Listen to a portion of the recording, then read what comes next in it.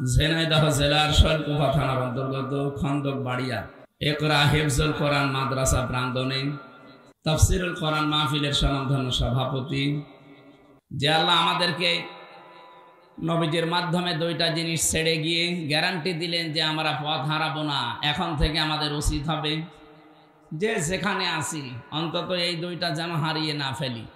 আর যারা কোরআন দিয়ে কথা বলে, তারা যে সত্য কথা বলে, এটা প্রমাণ অলরেডি হয়ে গেছে। কি কথা বলে না কেন? ফামান তাবিয়া হুদায়া ফালা খাউফুন আলাইহিম ওয়ালা হুম ইয়াহজানুন। যোগে যোগে আমার পক্ষ থেকে হেদায়েত যাবে, যদি অনুসরণ করতে পারো আমি আল্লাহ গ্যারান্টি দিলাম, কোনো ভয়ও নেই, চিন্তাও নেই। এই 54 বছরে এটা যদি আমরা মেনে নিতে পারতাম, সত্যি আমরা ভয় এবং ভীতির ঊর্ধ্বে থাকতাম। আজ আমাদের ভয়, ভীতি, চিন্তা এই কারণে, কারণ আল্লাহর কথা আমাদের বিশ্বাস হয় না। আল্লাহর বাইরে যারা আছে, যাদের চরিত্রের অধপতন এমন জায়গায় পৌঁছিয়েছে যে শয়তান পর্যন্ত লজ্জা পায়, তাদের কথা আমাদের বিশ্বাস হয়। অথচ তাদের কোনো দলিল আছে? তাদের কাছে কোনো দলিল নেই, কথায় কোনো দলিল নেই। এ কথা বোঝেন আমার? সুতরাং আজকে থেকে যারা কথা বলবে, সে যেই হোক, যদি কোরআন দিয়ে বলে, আবার কোরআন দিয়ে বললেও হবে না। ওই যে তাহিরি ভাইয়ের মতো, ও তো কোরআন দিয়েই বলে, কিন্তু সব বানানো। ও যা বলে সব ওর মন গড়া কথা, কিন্তু কোরআনের নামে চালিয়ে দেয়। এটাকে আমি বানিয়ে বলছি?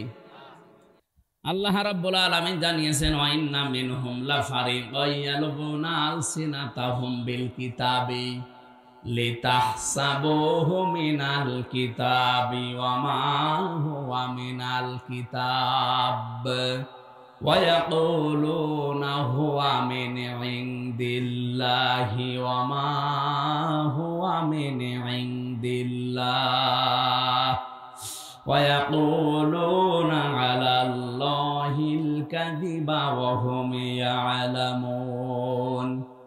সূরা আলে ইমরানের 78 নম্বর আয়াতে আছে, খুব ভালো করে মিলাবেন। এই সিনাইদা বিশেষ করে শৈলকুপার জন্য আয়াতটা খুব দরকার। ওয়া ইন্না মিনহুম লাফারিকান ইয়ালবুনা আলসিনাতাহুম বিল কিতাব। হে নবী, তাদের ভেতরে অনেক মানুষ এমন আছে যারা বক্তা, আলোচক, যারা কথা বলতে পারে। এই দল এমন একটা দল, তারা বের হয় কি করে আপনি জানেন? ইয়ালবুনা আলসিনাতাহুম, তারা তাদের জিহ্বায় রং লাগায়। তার মানে রং ঢং দিয়ে, সাজগোজ করে, সুর সার দিয়ে এমন ভাবে কথা বলে মনে হচ্ছে যে কিতাবের কথাই বলছে। লিতাহসাবুহু মিনাল কিতাব, মানুষেরা ধারণাও করে যে মনে হয় কোরআনের কথাই হবে। ওয়া মা হুয়া মিনাল কিতাব, অথচ এগুলো একটাও কোরআনের কথা নয়। ওয়া ইয়াকুলুনা, তারা এই কথাও বলে, হুয়া মিন ইনদিল্লাহ, এগুলো আল্লাহর পক্ষ থেকে সব নাজিল হয়েছে। ওয়া মা হুয়া মিন ইনদিল্লাহ, এগুলো একটাও আল্লাহর পক্ষ থেকে আসে নাই। ওয়া ইয়াকুলুনা, তারা যা বলে, আলাল্লাহিল কাযিবা, আল্লাহ সম্পর্কে যা বলে এগুলো সব মিথ্যা কথা বলে। ওয়া হুম ইয়ালামুন, অথচ তারা কিন্তু এটা জানে যে আমরা মিথ্যা বলছি। আপনি এখানে না বুঝলেও স্যার বুঝবে। আল্লাহর নামের সাথে অন্য কোন নাম কেউ যদি জুড়ে দেয়, তার ডবল শাস্তি হবে কিয়ামতে। এটা সূরা ফুরকান 19 নাম্বার পারার 4 নাম্বার পৃষ্ঠার 13 নাম্বার লাইনের 78 নাম্বার আয়াত, না 68 নাম্বার আয়াত, প্রথম অংশে আছে, আল্লাযীনা লা ইয়াদউনা মা'আল্লাহি ইলাহান আখার। খুব ভালো করে মিলাবেন। আল্লাহ পাক বলেন, রহমানের যে বান্দা, তাদের 12টা গুণ দুনিয়ায় পাওয়া যাবে। তার ভেতরে একটা গুণ এই, তারা কখনো আল্লাহর সাথে অন্য কাউকে ডাকবে না। এই যে মা'আল্লাহি ইলাহান আখারা, আল্লাহকে ডাকে কিন্তু পাশাপাশি অন্য কাউকে তার সাথে জুড়ে দেয়। আমি নাম ধরে বললাম আপনাকে শিক্ষা দেওয়ার জন্য, বোঝার জন্য। বলেন তো, এই যে মাওলানা তাহিরি সাহেব, উনিও তো জিকির করে আল্লাহর। 8 রশির ময়দানে ওরাও জিকির করে আল্লাহর, কিন্তু পাশাপাশি এমন এমন নাম জুড়ে দেয়, ইয়ালি বাবা, কেল্লা বাবা, ফতে বাবা, খাজা বাবা, এগুলো বলে না? বলেন। তাহলে আয়াত অনুযায়ী কি ওই মানুষগুলো আল্লাহকেও ডাকে, পাশাপাশি অন্য কাউকে যারা জুড়ে দেয় জিকির হিসাবে, ইউদাফ লাহুল আযাব, আল্লাহ বলেন এদের শাস্তি হবে ডবল। তাহলে এদেরকে যদি আল্লাহ শাস্তি, ওরা কি জানে না এই আয়াত? ওরা নিজেদের দরবার, নিজেদের পেটের কারণে এই কাজগুলো ওরা ধর্ম বানিয়ে নিয়েছে। রং ঢং দিয়ে জহব্বা উলট পালট করে সুর সার দিয়ে মনে হচ্ছে হ্যাঁ এ কোরআনের কথাই হবে। আপনি দেখেন সূরা আলে ইমরানের ৭৮ নম্বর আয়াতটা পুরাপুরি মিলে যাচ্ছে না এরকম বক্তাদের সাথে, এরকম পীরদের সাথে? এক কথা বলে না কেন? মনে হয় যে না, এ যত সুন্দর করে সুর সার দিচ্ছে এমন হয় কোরআনের আয়াতই হবে। আর সাধারণ মানুষ তো এরকম আরবিতে গালি দিলেও মনে করে হয় দোয়া করছে। আমি মাওলানা রুহুল আমিন ভাই একটা গল্প বলছিল আমার, দেখ ইমাম সাহেব সুদের বিরুদ্ধে ওয়াজ করেছে, মসজিদের সভাপতি সুদ খায়। সুদ মানে উনি ওই টাকা ছেড়ে রাখে, টাকা আসে, এই সুদ তো আর শৈল্ক পায়নি। এটা কিন্তু মায়ের সাথে জেনা করার গোনা হচ্ছে। আপনার হাসতেছেন মানে আপনি টের পান কি করেন? আপনি ১,০০০ টাকা ছেড়ে রাখে, মাসে মাসে ২০০ টাকা করে বেশি দেয়। এটা যদি এলাকায় থাকে এটা বাদ দেওয়া লাগবে ভাই। কারা কারা এই কাজে আছেন ছেড়ে দেবেন, হাত তোলেন তো। আলহামদুলিল্লাহ, যাক এই এলাকায় তো আমার মনে হয় বলা ভুল হয়ে গেল। সত্যি কি এলাকায় সব নেই না? হ্যাঁ, আপনি লজ্জা পান কোন কারণে? কিসের লজ্জা আপনার? কোন ও নেই, ঠিক আছে। যাক এই এলাকাটা এখনো যে ভালো আছে আলহামদুলিল্লাহ। কিন্তু সেই দিন আমি ওই যে ইসে পেয়েছিলাম হরিণাকুণ্ড, ওনারা দেখলাম কয়েকজন হাত তুলেছে, টাকা ছেড়ে রেখেছে আর টাকা আসে। তাহলে জেনায় তা একই জেলায় ২ রকম নিয়ম চলছে, কিরকম হইল না? তারপরেও যদি কেউ ভুল ভালো এগুলো করে থাকেন, আশা করছি আপনি ছেড়ে দেবেন। ছেড়ে দেবেন তো ইনশাল্লাহ? এই যে ইনশাল্লাহ বলছে, তার মানে আছে। আমার ভাইরা, সুদ খাওয়া, ঘুষ খাওয়া, জেনা ব্যভিচার করা, উলট পালট করে আপনি কামাই করছেন। বলেন তো যে মানুষগুলো এরকম উল্টো পাল্টা করে কামাই করে আর বলে বাবা শাহজালাল, মদের কাছে সব হালাল, হালাল করে নিলে সব। যেটা বলতে চাচ্ছিলাম এই হাদিস দিয়ে, বিশ্ব নবী মুহাম্মদ রাসূলুল্লাহ সাল্লাল্লাহু আলাইহি ওয়াসাল্লামের উম্মত আমরা যারা দাবি করছি, নবীজি এই পৃথিবীতে আসার পরে যতগুলো কাজ নিষেধ করেছিলেন তার ভেতরে কিন্তু এই সুদ একটা। কি সুদ একটা না? ৫০০টা নিষিদ্ধ কাজ আছে এই কোরআনে, তার ভেতরে সুদ একটা। মানে আলোচনা করতে করতে সুদের আয়াত যাই এসেছে যে সুদ খাওয়া আর মায়ের সাথে জেনা করা সমান, সুদ খাওয়া আল্লাহ রাসূলের সাথে জেনা কি যুদ্ধ করার শামিল। এ কথাগুলো বলার পরে বেশ সুন্দর করে নামাজ হয়ে গেল। নামাজ পড়ার পরে যিনি সভাপতি আছে উনি বলছে, হুজুর আপনি আর ওয়াজের আয়াত পেলেন না, আপনি আমার দিকে তাকিয়ে তাকিয়ে আয়াতটা পড়লেন। আমি যে এলাকায় টাকা ছেড়ে রাখি এ তো সবাই জানে, আপনার বলার দরকার কি? ইমাম সাহেব কি ওইটা জেনে বলেছি? ঠিক আছে, আপনি যখন আমার অপমান করলেন এতগুলো মানুষের সামনে, আমার উলঙ্গ করে দিলেন, আপনার আমি আর রাখবো না, বাদ দিয়ে দিলাম। ঠিক আছে, ওখান থেকে গিয়েছে উপশহরে, ওই যে নাটোরের খেজুর তলা বলে আছে চলন বিলের ভেতরে, ওই এলাকায়। ওখানে ইমামতে নিয়ে আমি বেশ ভালোই করছিলাম, কয়েক সপ্তাহ গেল।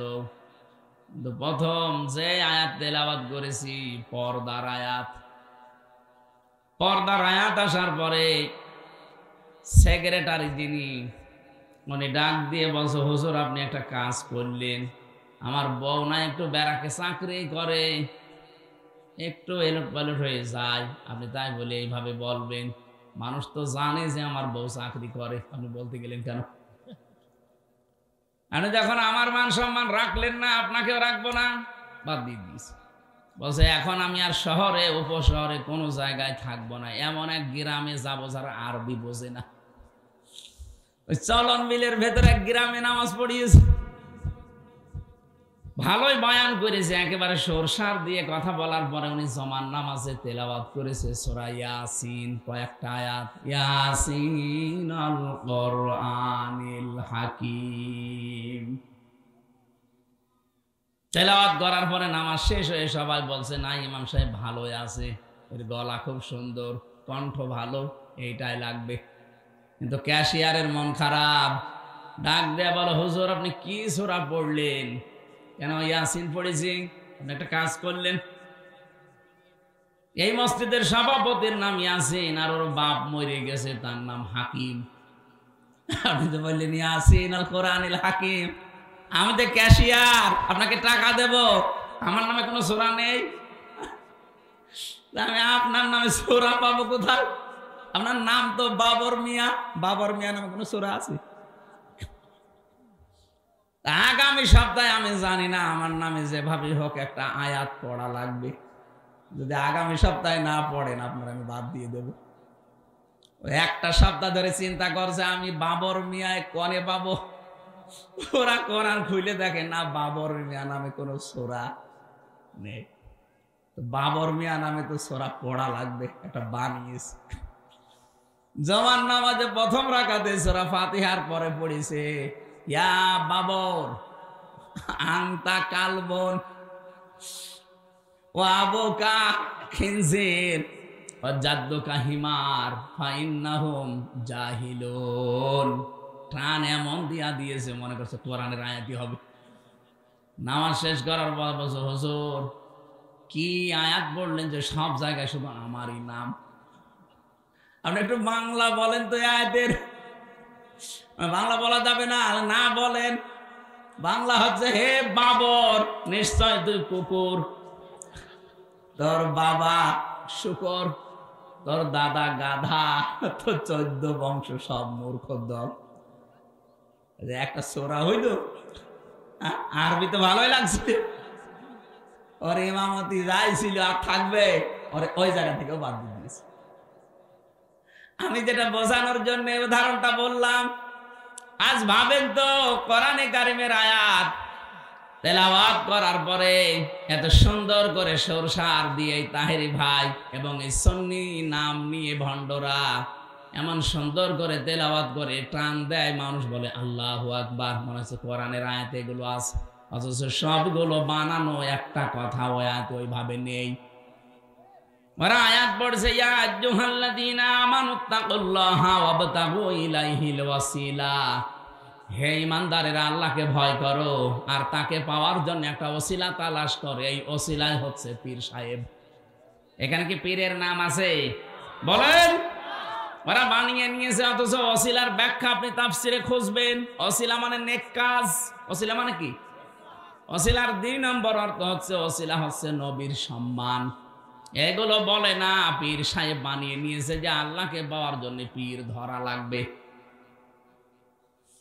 এখানে কোরআনের আয়াত পড়লে হবে না, যারা আছেন এই জন্য তো বলছে আপনাকে জানতে হবে। হামজা যা বলে আসলে কোরআনে আছে তো নাকি ও উল্টো পাল্টা করে বানিয়ে বলেছে, এটা আপনাকে আগে জানা লাগবে, তাহলে আপনি শুনিয়ে মজা পাবেন। কি কথা বলেন না কেন? এই যে দেখলেন না কতগুলো বক্তার নাম আল্লাহ বললেন যে বহু বক্তা এরকম আছে, রং ঢং দিয়ে। লেসানের বহু বচন আলসেনা।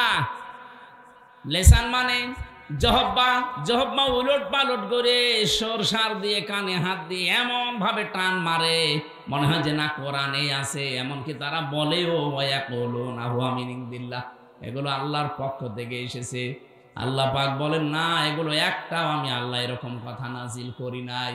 ওয়ায়াকুলুনা আলাল্লাহিল কাযিবা ওয়া হুম ইয়ালামুন। এই মানুষ জানে যে আমরা যা বলছি এগুলো কোরআনের কথা না, আল্লাহর কথা না, জেনে শুনে ওদের ব্যবসার কারণে, দরবারের কারণে এগুলো বলে। এই বলেন তো এরকম মানুষ দেশে নেই? এটা রেকর্ড হচ্ছে, সারা দেশে কালকে যাবে। সুতরাং আল্লাহর সাথে যারা অন্য কাউকে জুড়ে ডাকেন, আপনি ভুল পথে আছেন, আপনার শাস্তি ডবল হবে। আপনি মনে করতে পারেন আলেম ডাকে, আলেমের সাথে আমি ডাকি, অসুবিধা কি? আরে ভাই, আলেম ও তো জালেম, ও তো জানা শোনার পর সত্য গোপন করে রাখছে। এক কথা বলেন না কেন?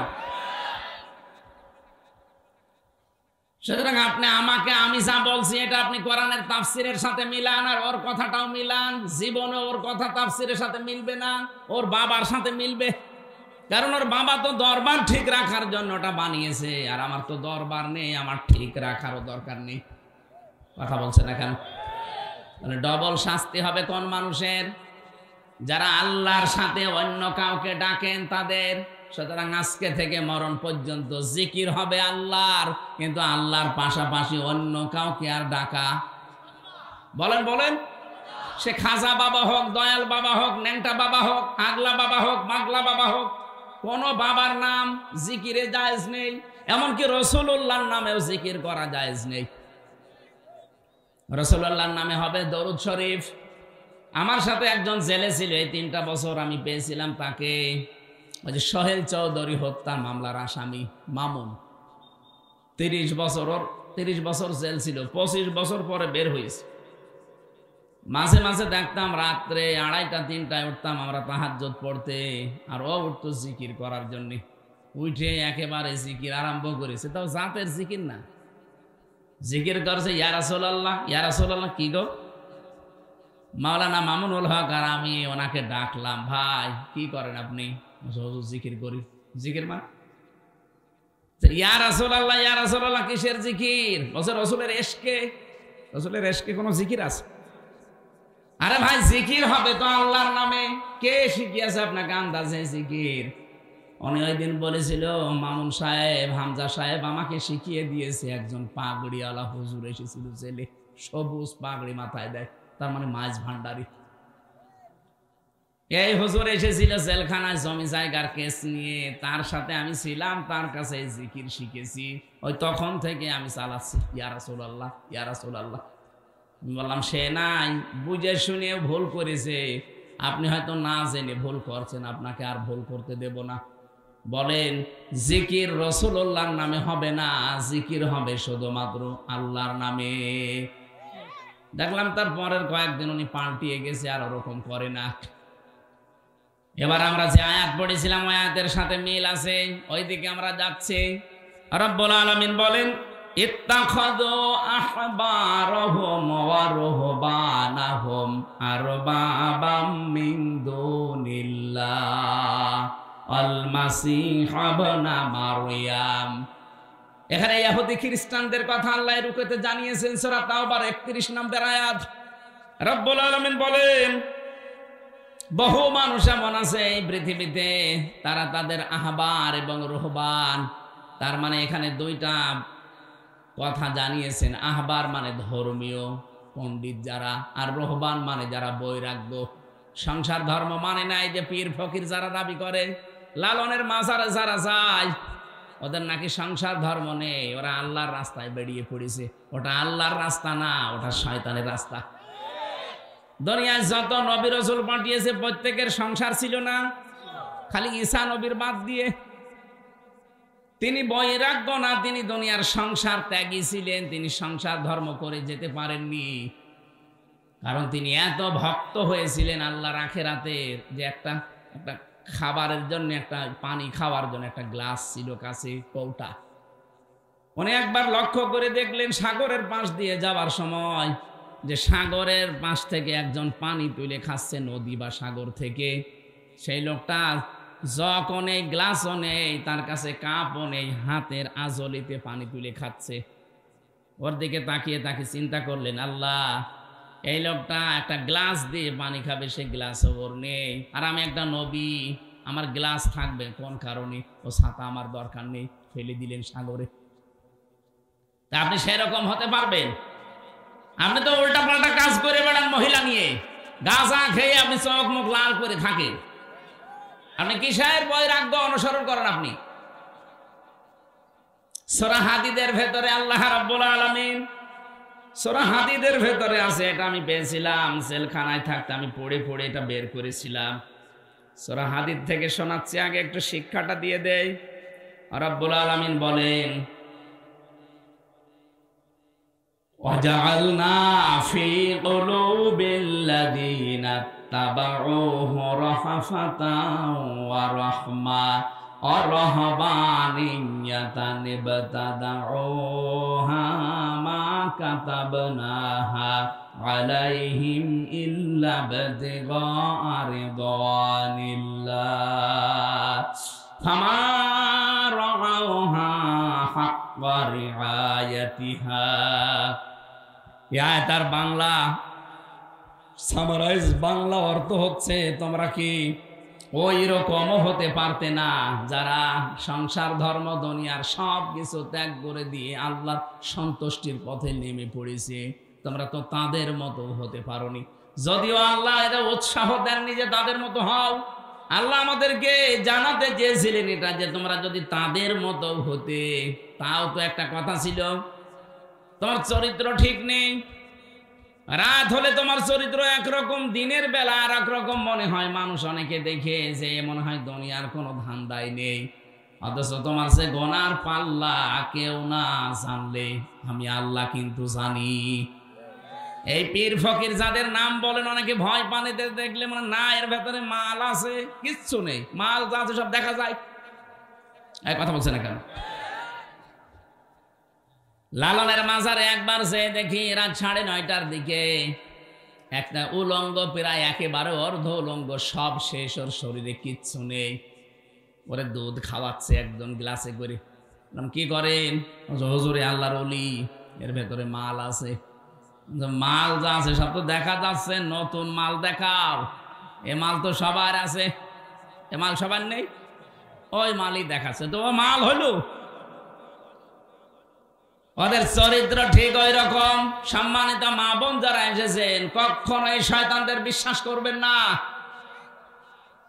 নবীজি আয়াত পড়ার পর একটা হাদিস বলছিলেন, তারা তাদের আহবার রহবান, তাদের ধর্মীয় গুরুদেরকে, তাদের ধর্মের আলেমদেরকে, বিশেষ করে ভণ্ড আলেমদের কথা এখানে আছে। আর যারা সংসার বৈরাগী, এই মানুষগুলোর কাছে তোমরা তো রব মেনে তাদেরকে চলো, তারা যে হুকুম দেয় সেইটাই তোমরা করো। অথবা ঈসা ইবনে মারিয়ামকে তোমরা রব বানিয়ে ফেলেছো। সাহাবীরা বললেন, হুজুর আপনি আয়াতটা যে শোনালেন, কই আমাদের জীবনে আমরা তো এরকম আলেমদেরকে, ধর্মীয় পণ্ডিতদেরকে, পীর সাহেবদেরকে, সংসার বৈরাগী যারা, তাদেরকে তোমরা রব মানি না। রব মানো না মানে, তারা যদি কোনো কিছু বলে যে এটা করো, তোমরা কি করো না? বলে হ্যাঁ করি। তারা যদি নিষেধ করে এটা করো না, তোমরা কি ছেড়ে দাও না? বলে হ্যাঁ তো করি। তো এইটাই তো রব মানা। রব মানে কি? ওনার আদেশ মানা লাগবে, ওনার নির্দেশ নিষেধ ছেড়ে দেওয়া লাগবে। সুতরাং আপনি কোনো কিছু মানতে হলে আগে দেখবেন যে লোকটা নিষেধ করছে এর পেছনে আল্লাহ এবং রসুলের কোনো দলিল আছে কিনা। যারা দরবারে গেলে বলে যে এমন বাবার মুরিদ আমি, নামাজ কালাম লাগে না, এটাকে আল্লাহ রাসূলের সাথে যায়? আরো জোরে বলেন। আরে ভাই, শৈলকুপা থানার বহু জায়গায় এগুলো চলছে। এই কারণে আমি বলছি, মনে করছেন হুজুর কিছু জানে না। বহু জায়গায় এরকম ভণ্ডামি চলছে। রব্বুল আলামিন বলেন, ওমা উমিরু ইল্লা লিয়াবুদু ইলাহা ওয়াহিদা। এই পৃথিবীতে তোমাদেরকে আদেশই দেওয়া হয়েছে যে ইবাদত যদি করতে চাও, কার করবা? ইলাহা ওয়াহিদা, একজন ইলাহ, লা ইলাহা ইল্লাহু, তিনি ছাড়া কোনো ইলাহ নেই। ইলাহ মানে কি? ইলাহর 4টা অর্থ আছে। 1 নাম্বার, ইলাহ মানে মাবুদ। মাবুদ মানে ইবাদত পাওয়ার যোগ্য। ইবাদত পাওয়ার যোগ্যতা শুধুমাত্র আল্লাহর আছে, আর কারো নেই। এই জন্য ইবাদতের ক্ষেত্র যখন আসবে, ভাই এবং বোনেরা, এই এদিকে তাকান, ভাই এবং বোনেরা সবাইকে বলছি, ইবাদতের ক্ষেত্রটা যখন আসবে, দুনিয়ায় কারো কথা আর মানা যাবে না। কারণ ইবাদত সব লিমিট করা আছে। কেউ যদি বলে এই যে জোহরের নামাজ 4 রাকাত, একটু আর একটু বেশি করে 5 রাকাত পড়েন, পারবেন? বলেন বলেন। কারণ ইবাদতটা লিমিট করা আছে। নামাজ পড়াও যেমন ইবাদত, নামাজ ছেড়ে দেওয়াও কি? নামাজ ছেড়ে দিয়ে ইবাদত না? যখন মাথার উপরে সূর্য থাকে, যখন সূর্য ওঠে, যখন ডোবে, এই 3 সময় নামাজ না পড়ায় ইবাদত। তাহলে ইবাদতটা বুঝতে হবে। ইবাদত হচ্ছে আল্লাহর হুকুম যেটা আসবে মেনে নেওয়া, যেটা আসবে নিষেধ ওটা ছেড়ে দেওয়া। ওটা যদি আপনার ভালো নাও লাগে তাও মানা লাগবে। কথা বলেন না কেন? তাহলে এখান থেকে আমরা শিক্ষা পেলাম কি, যেহেতু আল্লাহ এক ইলাহা ওয়াহিদা, একজন ইলাহ। ইলাহ শব্দের প্রথম অর্থ বললাম মাবুদ, আর মাবুদের বাংলা অর্থ হচ্ছে ইবাদত পাওয়ার যোগ্য।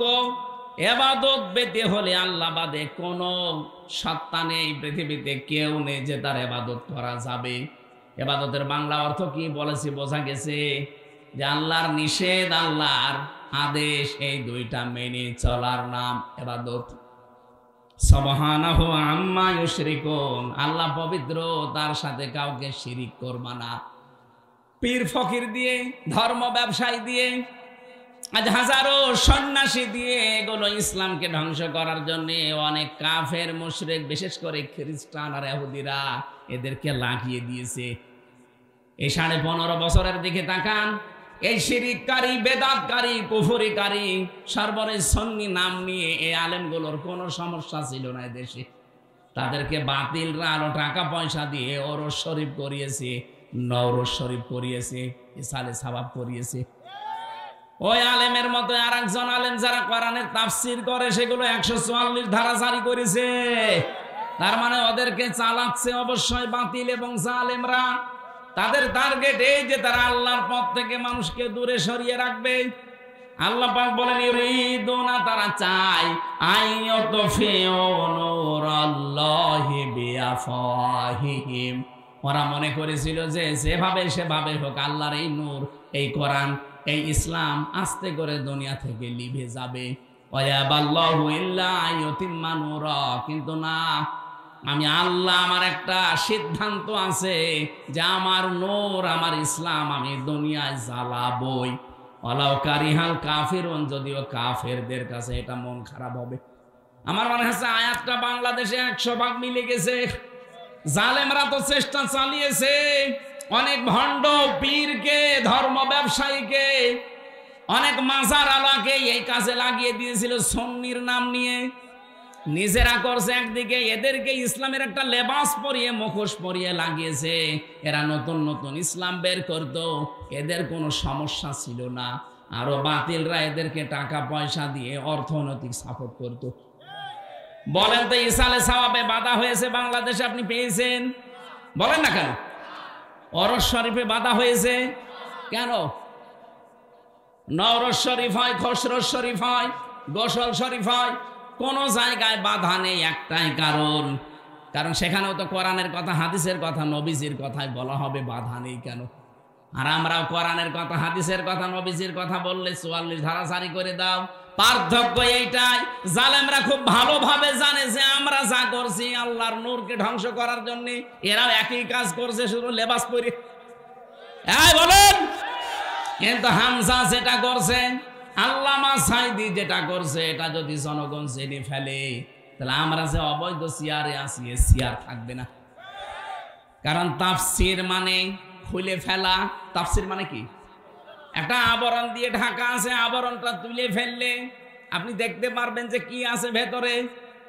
তাফসীর যারাই করে তারা সমাজ, পরিবার, রাষ্ট্রের বিভিন্ন অসঙ্গতিগুলো তুলে ধরে যে এটা ইসলাম না, এটা ইসলামের নামে বানানো, এটা জুলুম, এটা কুফরি, এটা শিরিক, এটা বেদাত।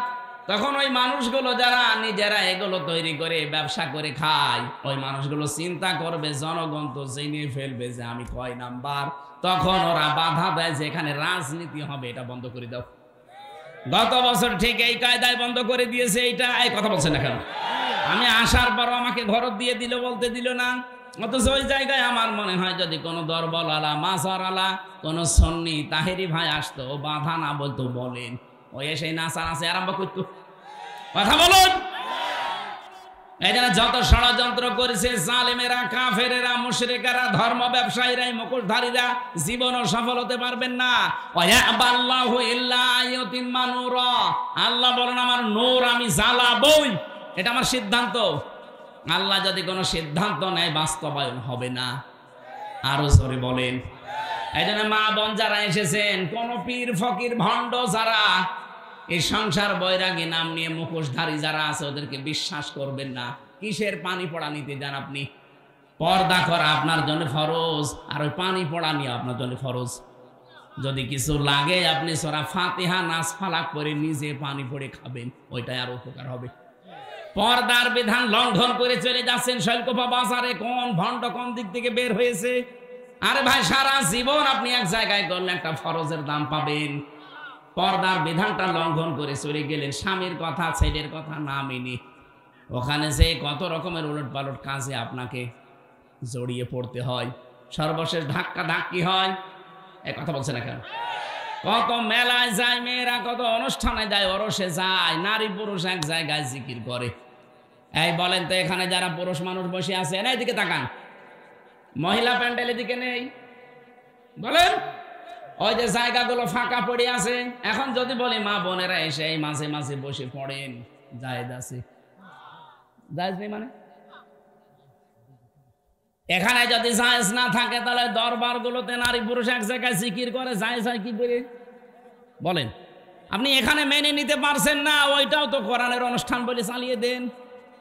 তাহলে এখানে যদি জায়েজ না থাকে নারী পুরুষ এক জায়গায় বসে জিকির করা, কোরআন শোনা, তাহলে ওই জায়গায় এক জায়গায় পর্দা লঙ্ঘন হয় না। তো এই ইসলাম আপনি বোঝেন না কেন? আপনি সব যে সমান মনে করেন যে ওরাও যায় এরাও তা না, আকাশ পাতাল ওগুলো ধ্বংস করার জন্য মুখোশ পড়েছে। আল্লাহ বলেন আমার নূর আমি জ্বালাবো, আল্লাহ কিন্তু জ্বালিয়ে অলরেডি দিচ্ছে। কথা বলেন, এদেশে কোরআনের নূর জ্বলবেই। মানুষের ভেতরে যে চেঞ্জ, যে পরিবর্তন আসতেছে আমরা দেখতে পাচ্ছি। মানুষ কিন্তু অনেক পরিবর্তন হয়ে গেছে। এখন আগস্টের 5 তারিখের আগে যে চশমা ছিল, চশমা এখন আর নেই, খুলে গেছে। এই কথা বলেন। এই জন্য মা বোনদেরকে বলবো, আপনার যদি খুব অসুবিধা বেশি হয়, এই পীর ফকির এই মুখোশধারী ভণ্ড এই দরবার গুলোতে যাবেন না। আপনি নিজে সূরা ফাতিহাটা শুদ্ধ করে পড়েন, আপনার স্বামীকে দিয়ে পড়ান, সূরা নাস ফালাক পড়েন। যদি জিন ভূত পরি এরকম কোনো কেউ তাবিজ মাবিজ করে থাকে, কোনো অসুবিধা নেই, এগুলো কাটানো কোনো ব্যাপারই না। এগুলো কাটানোর জন্য 2টা সূরা আল্লাহ দিয়েছেন, নাস আর ফালাক। নবীকেও মানুষ জাদু করেছিল, নবীজি কাটিয়েছিলেন এই 2টা সূরা পড়ে। নবী যদি কাটাতে পারে, আমরা উম্মত হয়ে কাটাতে পারবো না? কোন কারণে ফরজ বিধান লঙ্ঘন করে ওই পীরের কাছে যাবেন আপনি?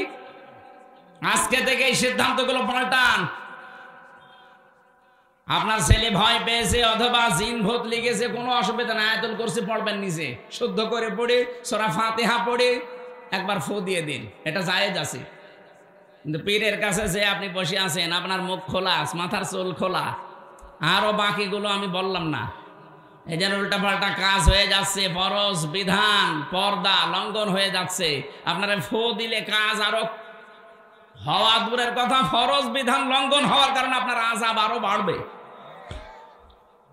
এই জন্য যারা চেষ্টা চালিয়েছেন, কিয়ামত পর্যন্ত আপনারা পারবেন না। এদেশে ইসলামের আলো জ্বলবেই, কারণ এই সিদ্ধান্ত কার? কাফেরদের যতই মন খারাপ হোক, ওয়াল্লাযী আরসালা রাসূলাহু বিল হুদা, তিনি সে আল্লাহ যিনি তার রাসূলকে পাঠিয়েছেন সত্য দিন সহকারে, লিযহিরাহু, যিনি ইজহার করবেন। ইজহার মানে প্রকাশ করা। কিন্তু কোরআনে কারিমের এই শব্দটার ব্যাখ্যা আমি পেয়েছি, নবীজি বলেন মান কোরআন কোরআনা ফাস্তাজহারাহু, যে ব্যক্তি কোরআন পড়ে আর কোরআনকে ইজহার করার চেষ্টা করে, তার মানে কোরআনে কারিমকে বিজয় করার জন্য চেষ্টা চালায়। এই জন্য আমাদের উদ্দেশ্য হচ্ছে, আল্লাহ যেহেতু তার রাসূলকে সত্য দিন সহকারে পাঠিয়েছে, এই পৃথিবীতে 4,500 ধর্ম এখন আছে, সব কিছুর উপরে আল্লাহ কোরআনে কারিমকে, রাসূলের এই বিধানকে তিনি বিজয়ী করবে। এই দায়িত্ব আমাদেরকে আল্লাহ দিয়েছেন, যদিও করবেন তিনি আমাদের মাধ্যমে। এখন যদি এই মাধ্যম হিসাবে আপনাকে আল্লাহ না পায়, যে উদ্দেশ্য নিয়ে আল্লাহ আপনাকে পাঠিয়েছিল, আপনি উদ্দেশ্য সফল করেননি। জমিনে আল্লাহ আপনাকে পাঠিয়েছিলেন খলিফা হিসাবে, খেলাফতের দায়িত্ব যদি আপনি ঘাড়ে তুলে না নেন, তা আপনাকে পাঠানো আল্লাহর কি হয়েছে? কিছুই হয়নি। এই জন্য আপনি খেলাফতের দায়িত্ব হাতে তুলে নেবেন, কাঁধের উপরে তুলে নিয়ে জীবন যতদিন আছে, জীবনের শেষ দিন পর্যন্ত চেষ্টা চালিয়ে যাবেন। অধ্যক্ষ কি নাম যেন ওনার, সিরাজ, অধ্যক্ষ সিরাজ আলী। আমি শুনেছি লোকটার জীবনী, অল্প কিছুর সময় শুনেছি, আমি জেলে যাওয়ার আগে তার কথা শুনেছি। এই লোকটার মতো আপনার চেষ্টা থাকা লাগবে জীবনের শেষ দিন পর্যন্ত কি করে আল্লাহর জমিনে আল্লাহর বিধানগুলো খেলাফতের দায়িত্বের মাধ্যমে পালন করা যায়। ওয়ালাউ কারিহাল মুশরিকুন, আল্লাহ পাক বলেন যদিও মুশরিকদের এটা খারাপ লাগবে, যারা শিরিক করে তাদের মন পাওয়া যাবে না। ইয়া আইয়ুহাল্লাযীনা আমানু, হে যারা ঈমানের দাবি করো, ইন্না কাসীরাম মিনাল আহবারি ওয়ার রুহবানি লা ইয়াকুলুনান নাস লা ইয়াকুলুনা আমওয়ালান নাসি বিল বাতিল।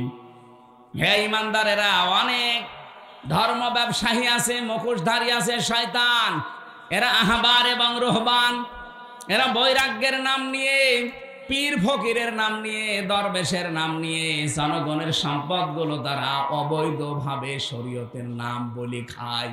ওয়ায়াসুদ্দুনা আন সাবিলিল্লাহ, আল্লাহর পথ থেকে তারা মানুষদেরকে দূরে সরিয়ে রাখে। এই যে আমি বলছিলাম না, ওদের উদ্দেশ্য এইটা, কি করে মানুষকে ধর্ম থেকে, ইসলাম থেকে, আসল কাজ থেকে দূরে সরিয়ে রাখা যায়। বিভিন্ন উলট পালট নাম দিয়ে ওরা মানুষকে দূরে সরিয়ে রাখার চেষ্টা চালাচ্ছে। সারা বাংলাদেশের 48,000 পীর, প্রায় সবারই উদ্দেশ্য এইটাই। শয়তান ওদেরকে ব্যবহার করে এইভাবে, আল্লাযীনা ইয়াকনিজুনা আয-যাহাবা ওয়াল ফিদ্দাতা ওয়া লা ইউনফিকুনাহা ফি সাবিলিল্লাহ ফাবাশশিরহুম বিআযাবিন আলীম। যে মানুষগুলো তাদের স্বর্ণ রূপা জমা করে রাখে আর এগুলো আল্লাহর রাস্তায় খরচ করে না, এদেরকে আপনি যন্ত্রণাদায়ক শাস্তির সুসংবাদ দিন। মেয়েরা যারা এসেছেন, আপনার শাড়ির সংখ্যা কত আপনি নিজেও জানেন না। আলমারির ভেতরে 3 পিস শাড়ি দিয়ে, লেহেঙ্গা দিয়ে ভরে গেছে। এরপরও বিভিন্ন অনুষ্ঠান আসলে, বিভিন্ন দিবস আসলে স্বামীকে চাপ দেন যে আমার আরেকটা লাগবে। যত আছে এইটারই তো আপনি এখনো সাদকা করেননি, যাকাত দেননি। শুধু সোনার উপর যাকাত দেওয়া লাগবে না, পৃথিবীর প্রতিটি জিনিসের যাকাত আছে, শরীরেরও যাকাত আছে। এই কথা বলছেন এখানে? শরীরের যাকাত নেই। শরীরের যাকাত হচ্ছে রোজা রাখা, প্রতি সপ্তাহে 2টা, সোমবার বৃহস্পতিবার, প্রতি মাসে 3টা, 14, 13, 14, 15, আর প্রতি বছরে হচ্ছে কমপক্ষে 30টা, ওই যে রমজানে। এরপরে আরো নফল রোজা আছে, শাওয়ালের চাঁদে রোজা আছে, রজবের চাঁদে রোজা আছে, মুহররমের চাঁদে রোজা আছে। এগুলো দিলে আপনার শরীরের যাকাত আদায় হবে, শরীরকে আপনি সুস্থ রাখতে পারবেন। বলেন তো, শরীরের যদি যাকাত থাকে তাহলে আপনার শাড়ির যাকাত নেই। কোন কারণে 30টা শাড়ি আপনি তুলে রেখেছেন, অথচ আপনার নিজের আপন ছোট বোন ও শাড়ির অভাবে উলঙ্গ অর্ধলঙ্গ থাকে। আপনার নিজের চাচাতো ভাবির শাড়ি নেই, কি করবেন এই শাড়িগুলো? এখনো যদি মরে যান, 30টা শাড়ি আপনার স্বামী আরেকটা বিয়ে করে সেই বউকে দিয়ে দেবে। সুতরাং বেঁচে থাকতে এগুলোর হক আদায় করবেন। যারা এগুলোর হক আদায় করতে চান না, আল্লাহর রাস্তায় খরচ করেন না। বহু মহিলার কাছে টাকা আছে, আশপাশের কোন গরিব মহিলা এসে যদি বলে, আপা, ভাবি, 100-200 টাকা, 500 টাকা একটু ধার দেন বা এমনি দেন, ও দিতে তো চাই না, আরো ঝাড়ি মারে। ও আবার নামাজ পড়ে বলে, রোজা রাখে। কিসের নামাজ পড়েন আপনি? একজন মানুষকে যদি কেউ ধার দেয় তার ডবল সওয়াব হয়, যদি দান করে তার একটা সওয়াব হয়। ধার দিলে ওই মানুষটার উপকার হলো 1, আর আপনি তাকে সাহায্য করলেন। সুতরাং আমরা যদি সামর্থ্য থাকে দান করে দিয়েন, আর যদি দান করতে নাও পারেন অন্তত তার বিপদ উদ্ধার করার জন্য ধার দিয়েন। কত মহিলার কাছে ধনী যারা এলাকায়, তাদের কাছে গরিব এলাকার মানুষেরা আসে, এরকম আসে না? যারা এগুলো খরচ করতে চান না, আল্লাহর রাস্তায় খরচ করা থেকে আপনি বিরত থাকেন।